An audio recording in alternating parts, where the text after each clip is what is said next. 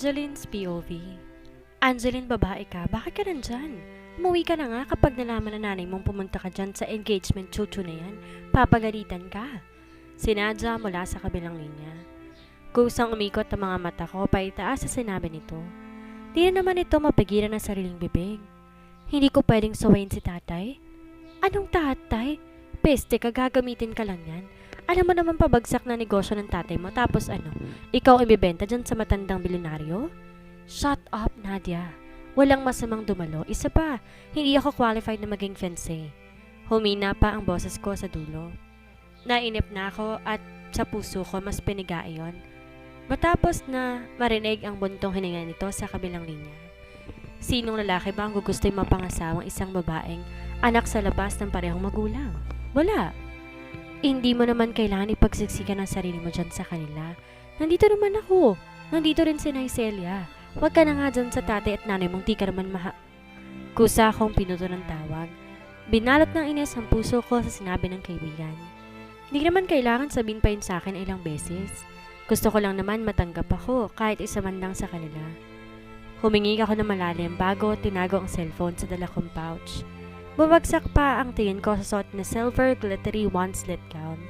Malinaw ko na naaaninag sa malinong tubig ng fountain ang magandang ayos ng makeup sa mukha ko. Sumilay ang ngiti sa aking labi at marang inayos ang ilang hibla ng buhok na bumagsak sa pisngi ko. Sa tuwing ganitong okasyon lang ata ako nabibihisan, rental pa. Kailangan ibalik pagkatapos ng gabi. Tiningala ko pang langit na napupuno ng mga bituin. Sa ilang beses na akong humiling, nakilalanin ni minsan hindi pa yon natupad. Maging sa paghanap ng trabaho, palpak pa. Di ko tuloy maiwasan isipin na sobrang bad trip ng buhay ko. Ilang hakbang na nga lang sa mga magulang di pa makayakap. Umingos ako at inis na pumulot ng bato bago yun malakas na inihagi sa water fountain. Pagkatapos marin akong pumikit at walang sawang humiling. Sana naman, G, mapalitan na yung apelido ko. Sawang-sawa na ako maging di mapasupil. Kulang na kulang lang maging suka. Peace naman po, dear Lord. Pwede naman gawing masosyal pa. Ngunit kusa ako natigil sa malakas sa pagbigkas matapos makarinig ng mga yabag at iilang boses na papalapit. Aldrin, swear. Tatapusin ko lang ang pesting engagement party na yon sa alas 12 ng hating gabi at isusumpa kong lolo mo na yon. I swear.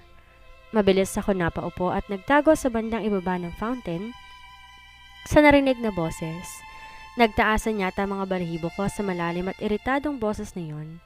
Imbes na sagot, mahihinang pagtawang narinig ko na nagpayuko sa akin. Easy, bro. Lolo Dante wants the best for you and just accept it. You are the eldest, which means you should take full responsibility. Kalmadong sagot ng isa pang lalaki. Yung masungit na matandang yon? And where's Anton? Sino naman ang babaeng hinaharot niya? Siya dapat ang nasa posisyong to at hindi ako? Napangiwi si Angeline sa lakas ng boses nito. Walang preno, tiyata mahihiya sakali mang may makarinig sa kanya. I don't know. Maybe at the nearest hotel? Loosen up, bro. Don't stress too much. At least you're tying the knot at 30. Tumawa ang lalaki at dinig ko pa ang tunog ng pagtapik nito sa balikat ng isa. Don't mess with me, Aldrin. This is not a joke. I was not even given a chance to choose who I would marry. But you have lots of candidates inside. All beautiful women. Isn't that cool? That means your destiny is in the magic of that cute ring box. That's thrilling. Asar pa ng isang lalaki. Napailing ako at napairap. Rich people. Mag-aasawa lang, kailangan may pa-challenge pa. Habang ako halos hindi ako nakakayakap sa magulang, tapos sila mag-aasawa na, unfair. Winaglit ko ang iniisip at marahang sumilap sa kabilang bahagi ng fountain. Halos manlaki pa ang dalawa ko sa dalawang makisig na likha ng Diyos na ngayon malinaw niyang nakikita.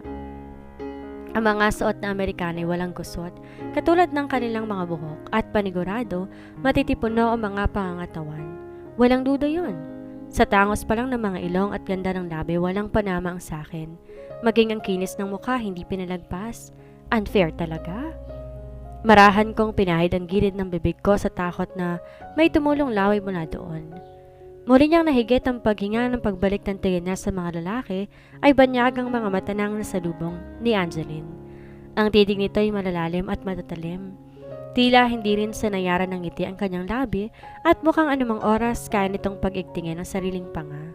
Ngunit ang mas pumukaw na atensyon ko na nakapagpalukob ng takot sa akin ay ang magkaibang kulay ng mga mata nito. Ang isa ay berde habang ang isa ay mistulang pilak. Ilang beses pa akong kumarap sa takot na baka nananaginip lamang ako. Ngunit nagawa ko ng kurute ng sarili, ganun pa rin ang nakikita ko. Berde at malapilak pa rin ang nakikita kong kulay ng mga mata nito. Andre, it is so easy to settle down with whoever unless you have someone in particular in mind. Tinig kong bigkas ng kausap nito. Ang lalaki di man lang nilingon ng kausap at nanatili sa akin ang mapang-usisan niyang tingin. Maging ako tuloy hindi magawang umiwas pa, lalo na nang gumuhit ang isang masamang ngisi sa mga labi nito. Yes, I have. I think I prefer her to anyone else right now. Tumigil ito at mas lalo pang umisi. That girl. Tinuro ako nito na mabilis kong kinayoko at kinalaki ng mata. Tumatahip ang puso ko sa takot at mariin pang napapapikit kahit lakad takpo ang ginawa ko matapos maramdamang hahabulin siya ng lalaki. Lord naman, gusto ko lang tumanaw na makisig na nilalang. Bakit mo naman ako pinahabol? Di ko yun maiwasan maisatinig, lalo pat alam kong malapit na ako mahabol. Kumakabog na ang puso ni Angeline at namamawis ng mga palad sa takot na mahuli ako. Ayoko pa pong makasal. Ay, makasal pala. Ngunit halos lumundag ang puso niya matapos maramdaman ang mamigat na palad na bumigil sa balikat niya.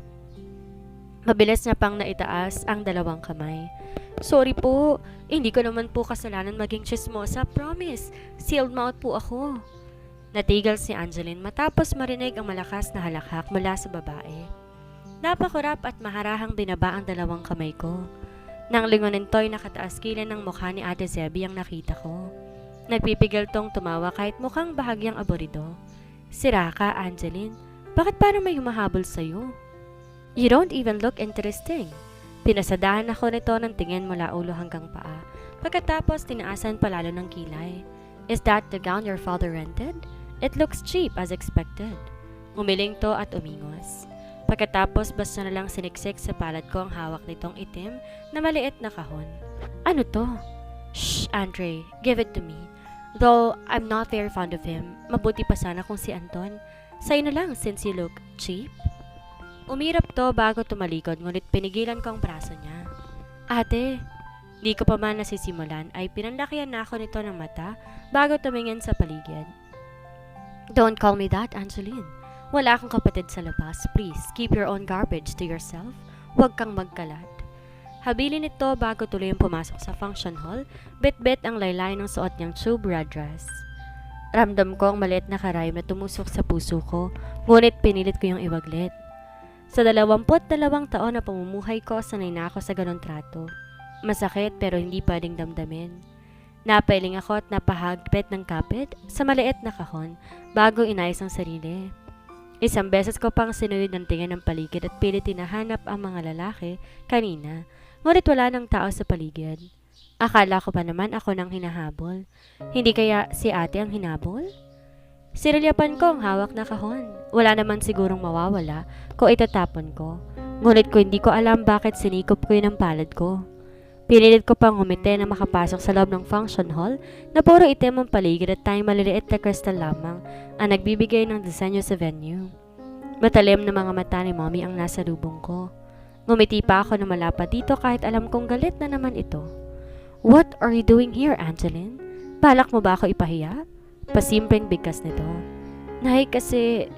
Oh, please stop that nanay calling, Angeline. This is a grand party. I don't want you roaming around with those choices of words. Angin ito at mahigpit pang hinawakan ng braso ko. Napairap ako at pilit inalis ang kapit nito. Si Daddy po ang nag-invite sa akin. I don't care. Umuwi ka na. Baka makita ka pa ng media. What's the matter, darling? Parehas ata kaming natigilan ni Mommy matapos marinig ang boses ng asawa nito. Tinaliman niya ako ng tingin bago binitawan at mabilis iniwan. Nothing, just a random girl. Sagot nito. Napayuko ako at binagsak ang tingin sa abuhin kong heels. Bagay naman ang kulay ng balat ko ron kaya lang mukhang di nga ako bagay sa lugar na to. Kahit sabing may tema ng itim ang okasyon, umangat pa rin sa okasyon nito ang mga mayayaman. Ang bawat kinang ng mga bagong pandekorasyon nakakahalina sa mga mata. Angeline, hindi mo sinabing pupunta ka. Sana sanabay na kita. Daddy is waiting. Halika, join us. Maamong mukha ni Ate Sam ang nasa lubong ko at ang magaan nitong ngiti. Malambing pa tong kumapit sa braso ko at pilit hinila tungo sa mesa nila. Ate, nakakahiya sa mama mo. Baka mag-away pa sila ni Daddy? Pigil ko rito. Tumigil to at agad na umiling. Let them be. They can handle themselves anyway. Bali walang bigkas nito. Ngunit palapit pa lang kami sa mesa, mariin na ang tingin ni Daddy habang salubong ang kilay ng asawa nitong si Madame Clavel. Sumimangot at umirap pa bago sumimsim ng sariling wine. Doon pa lang gusto ko nang umatras ngunit di ka natuloy matapos magdilim ang paligid at tumutok ang spotlight sa entablado. Sa huli, nakaupo ako sa mesa ni Daddy kahit paramdam ko ang pag-ayaw ng asawa nito. Sandali lang naman, Angeline. Uuwi ka rin. To formally start the program, let's welcome Mr. Dante Montero for the opening remarks. Malakas ngunit dinumirong palakpak ang bumalot sa paligid, lalo na nang lumitaw ang matanda sa entablado. Tumikwas pa ang kilay ko at hinintay talaga to magsalita. Good evening, ladies and gentlemen. I'm happy that you made it all on time. I will not say anything more but rather be direct to this party's agenda, and that is, finally, my grandson will tie the knot. This party will also serve as an engagement party after the bride-to-be has been chosen. Huminga to pagkatapos nilibot ang tingin. And yes, beautiful ladies, please do accept those small boxes as they will be our gateway to marry my first grandson. Lumiwanag ang paligid at kita na ang mga umikot na waiter. Binigyan ng kahon ng bawat tilag. Agad pa ako umiling sa waiter na nag-aabot ng kahon sa akin matapos makitang tulad lang yon ang bigay ni Ate Zebby. Mabuti naman at di mo tinanggap. You don't deserve to be happy. You're both the image and the fruit of every broken family. Kung di ba naman maharot yung nanay mo, basta na lang kakabit sa may asawa na kahit may sarili naman ding asawa. Magtigil ka, Clavel. Maraming tenga sa paligid. Ani Daddy. Bumagsak muli ang tingin ko sa sahig sa punyal na nararamdaman sa puso ko. Kahit yata manahimik ako, hindi mababago na bunga ako ng kataksilan. You're defending her. Raymond? Ano? Mas mahal mo na yung anak mo sa labas kaysa sarili mong pamilya? Angil ito kay Daddy. Hindi sa ganon, Clavel. We're at a decent party. Nahihiya ka sa mga tao. Dad, Mom, stop it. Baka may makarinig. This is my only chance to tie Andre to me. Huwag niyo naman sirain. Anang Ate Sam niya. Tumikim ako at agad ding tumayo. Ako na lang po ang lalayo. Huwag na po kayo mag-away. Di ko na hinintay pang may sumagot sa kanila. Bagkos, lumakad na ako palayo. Let's all welcome my grandson, Andre. Kahit yata gusto kong lingunin ang tinawag na matanda, ayoko na makaagaw pa ng pansin. Tuluyan akong lumabas ngunit hindi tuloy ang lumayo. Gusto ko rin naman marinig ang pangyayari sa loob. Let the games begin. Ana matanda mula sa mikropono. Kita ko maling nagdilim ang paligid at naging tahimik. Inip ko pang sinasayaw pa ako at pinapaikot sa hapalad ang hawak na kahon. Pagkatapos ng announcement talagang uuwi na ako. Okay, please hold on tightly to your boxes. Humigpit pa ang hawak ko sa kahon. Wala naman sigurong mawawala kung susunod si Angeline. And as the light will turn on, please do open the boxes. Nagliwanag na ang paligid at pawang singhapan ang narinig niya. It's a ring! OMG, it's a ring! I got a ring? Ilan lang yon sa mga narinig niya na napagkuryoso sa kanya. Ilang segundo kong tinitigan ang kahon bago sinubukan buksan niya ng paunti-unti. Naningkit pa ang mata ko na walang maaninag na kahit ano sa loob. Napirmi ang labi ko at tuloy niyong binuksan. Kusang bumagsak ang balikat ko sa dismaya. Walang naman ang kahon kahit pinak na singsing lamang. Kinulog ko pa nga na ilang beses at pilit naninigurado ngunit wala.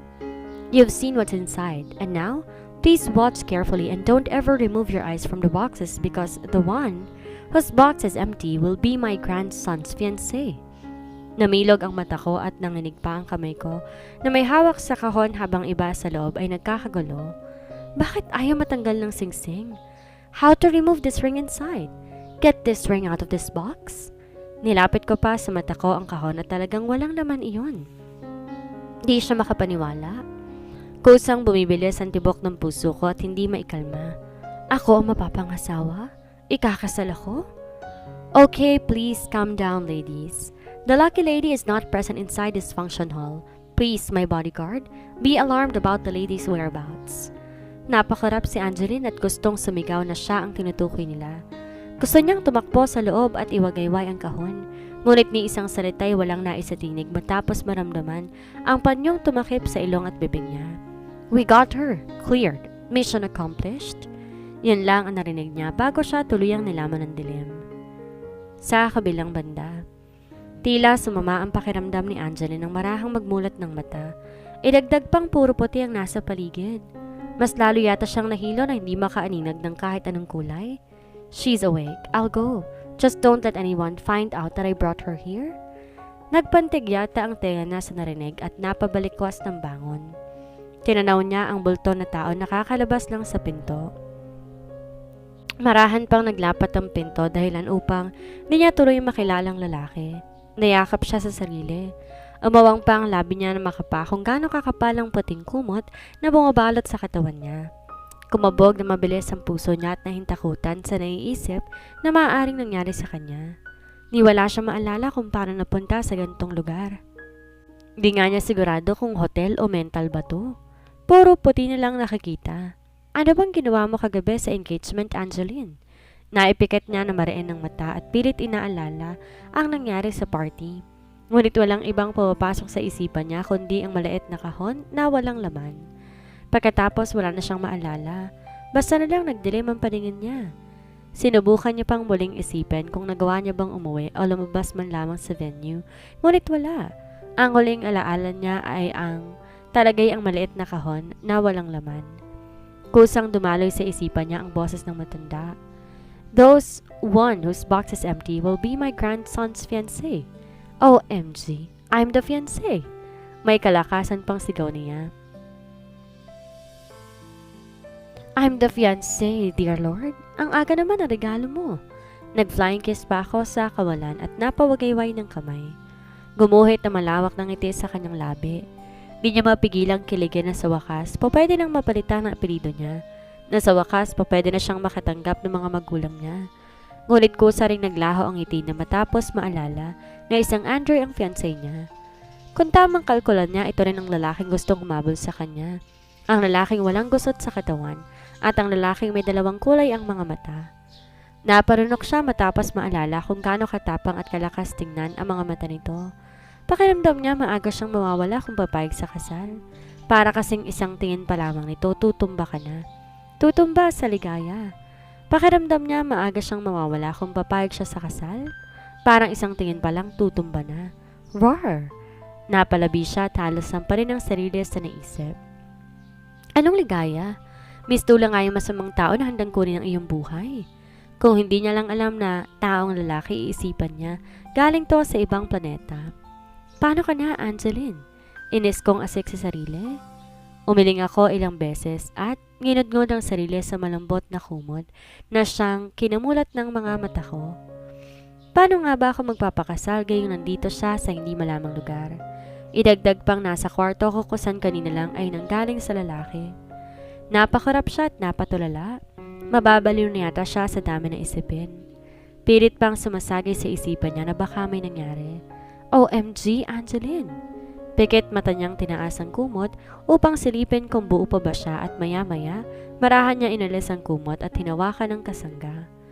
Tuloyan siyang napamulagat at nakahinga na maayos. You are so blessed, Angeline. Buo ka pa? Buo ka pa? Natigil siya matapos marinig ang pagpihit ng doorknob. Kasunod doon ay ang tuluyang pagbukas ng pinto at pagluwa noon sa lalaking kanina lang ay laman ng isipan niya. Ngunit ngayon, buhay na buhay at preskong-presko na sa suot na khaki short at puting long sleeves na tinupi hanggang siko. Napatitig pa siya sa 3 bukas na butones ng long sleeve nito. Tila nangaakit at hinahalina ang sino man natititig doon. You're not panicking that you were kidnapped, huh? Tumalim ang mata nito na magkaiba ang kulay na siyang nagpakaba pa sa kanya lalo. Hindi niya alam kung itututok ang tingin. Speechless? Tanong ng binata bago gumising. Bahagya pang tumikwas ang kilay nito bago namulsa ang kamay sa khaki short at lumakad papalapit sa akin. Mabilis ko niyakap ang sarili at napahakbang pa atras kahit pa hindi sigurado kung may hahakbangan pa ba ako sa kama. Afraid? Why are you feeling scared now if you intentionally stole Zebby's ring box? Aren't you happy that I will be your fiancé? Lalong tumilim ang mga tingin nito at kulang na nga lang ay magliyab. Napakarap si Angeline at di na makalma ang puso niya. Idagdag pang nalalamig ang kabuuan sa takot. Hindi pumapasok sa isipan kong sinasabi nitong kahon na kinuha ko. Sa pagkakaalala ko, wala ko ninakaw na kahon. Stop moving. Why don't we just enjoy this mess we made? Hamon ng binata at lumapit pa nga sa kama. Naparunok ako at kusang pumasok sa isipan ang sinasabi nitong enjoyment. Ibig niya bang sabihin ay gagawin namin iyon? Nagkantalang katawan ko at ang isa pang paghakbang ay tuluyan na ako napasigaw. Halimaw! Iniunat ko ang kamay ko upang hilahin niya ako at hindi na tuluyan pang mahulog. Ngunit wala itong nagawa kundi titigan akong nahulog sa sahig. Mahina pa akong suminghot sa sakit ng balakang at binti dahil sa pagkakabagsak. Hindi naman sobra kaya lang nabigla yata. Minasahe ko pa ang binti ko bago ito nilingon at sinamaan ng tingin. Buwisit ka? Umirap ako at sinubukan tumayo. Wala to nagawa kundi kunot ang noo at nainip akong pinagmamasdan habang nahihirapang tumayo. Zebby is far better than you. You're a bit immature. I don't really know how you did it, but you stole the box from her hands. Excuse me? Tinaasan ko to ng kilay na kanyang kinangisi. Ang sakit na nga sa puso na mas magaling si Ate Zebby sa akin. Mas masakit pa sa pagkataong tawagin ako magnanakaw. Hindi ko alam, ngunit sa bigat ng damdamin ko, kinukumpara ko kay Ate Zebby. Sa ate ko na buong pamilya at magulang sa tabi niya. Ano bang laban ko sa babaeng una pa lang nagwagi ng sariling pamilya? Napangiti ako na mapait, ngunit mabilis ting tinago na ayaw mapansin parang binata iyon. Baka sabihin pa rito nagpapaawa ako. I don't really mind. It's just that she looks much sexier than you. Maybe she's way better in bed too, compared to you. Litanya pa nito. Napamaang ako tila sinusubukan yata nito ang pasensya ko. Nanitig pa't hindi hiwalay sa akin ang mata niyang magkaiba. Pero para ako nitong nililitis sa klase ng tingin nito. Ginigisa sa mainit na kalan. Di ka tuloy maintindihan kung bakit ang daming babae nagkukumahog na maging asawa ni Andre, samantalang di naman kagandahan ang ugalin to. I see. Aside from you, came from a different blood, I think I'm also unblessed since you're both back, a wall standing. Aba, ibig mong sabihin flat ang hinaharap ko? Naiinis kong tanong. Niyakap ko pa ang sarili ko. Meron naman. What else do you expect? Pinagpala? If that is the right term. But sorry, I don't see any. I might not feel any. Kita ko ang pag-ingos ito at pag-iling bago tumalikod. Iiwan na yata ako at di balak na pakawalan. Sa lahat ng abductor siya tong mapanglait. Akala ba niya blessing in disguise din siya? Ano bang mali sa pagkatao ko at naisip nito na hindi ako blessing sa kanya? Lahat na lang yata ng mga lalapit sa akin ay karma ang tingin sa pagkatao ko. At ayokong maiiwan na naman ako ulit. Hindi na yun makatarungan. Ako ang napili at tingin ko'y dapat ko ipaglaban. Sandali! Pigil ko sa akma nitong paghakbang papunta sa pinto. Balak yata talaga akong iwan. Tumigil to at bahagya ko nilingon mula sa likod. Tamikwas pa ang kili ni Andre bago nagsalita. Naunguna na naman ang mga mata niyang nakakatakot. What? Speak! I have no time for sweet chit-chat. Spill it before I send you out and let you live in the nearest island. Anik to sa malamig na boses. Nalaki ang mata ko at mabilis tinakbo ang distansya sa pagitan naming dalawa. Ganun ito kaayaw makasal at kaya niya ako ipatapon? Sandali lang naman. Inigit ko pa ang braso nito na kinatalim lalo ng kanyang tingin. Nadali naman akong kausap. Kung ayaw mo mong magpakasal, okay lang sa akin na maging single pa. For you? Yes. But for my grandfather, kailangan ayusin ang lahat bago matapos ang araw na to. Kaya mabuting itapon ka sa lugar na hindi kanya mahahanap. Akmang tatalikod to ngunit humarang ako sa harapan niya. Gusto ko magprotesta ngunit napangunahan ng takot matapos tumitig ang mga mata nito. Di na yata mawawala pa ang kaba ko. Tuwing titingin ang mga mata nito, pwede naman nating subukan baka mag-work out. Pilit ko pa. O kaya naman pwedeng 1 year lang tapos divorce na tayo. Dagdag ko pa. Sinubukan kong lumapit ngunit halos magdikit na ang kili ng binata kaya naman tumigil na ako at nakagat ang sariling labi. It's a no, darling. Tukoy nito sa kasal. You don't even look appetizing. I am good in bed too. Halos mapapikit ako matapos maisigaw yon. Umaalpas ang kagustuhan kong manatiling fiancé ni Andre kahit wala ako alam sa kama.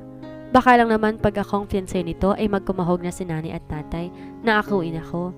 Nabigyan ako ng kumpletong pamilya. Natahimik to at pinasadahan pa ako ng tingin, tila hindi naniniwala. Tinatagan ko ang loob ko.